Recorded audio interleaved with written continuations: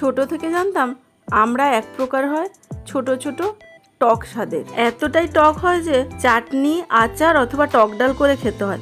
শুধু মুখে খাওয়ার কথা তো ভাবাই যায় না। বিয়ের পরে হাজব্যান্ডের সাথে এখানে যখন এলাম, মানে কলকাতায়, দেখি ভ্যানে করে আমড়া মাখা বিক্রি হচ্ছে।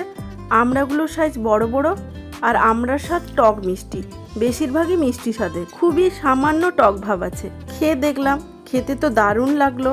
এরপর থেকে আর কিনে খাওয়ার দরকার পড়েনি।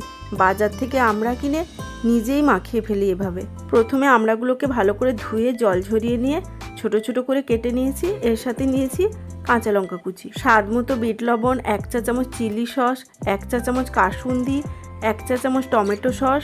এর সাথে দিয়েছি বাড়িতে বানানো 1 চা চামচ আমের তেল আচার। সব শেষে সামান্য লঙ্কা গুঁড়ো দিয়ে ভালো করে মিশিয়ে নিলেই তৈরি হয়ে যাবে জিভে জল আনা আমড়া মাখা।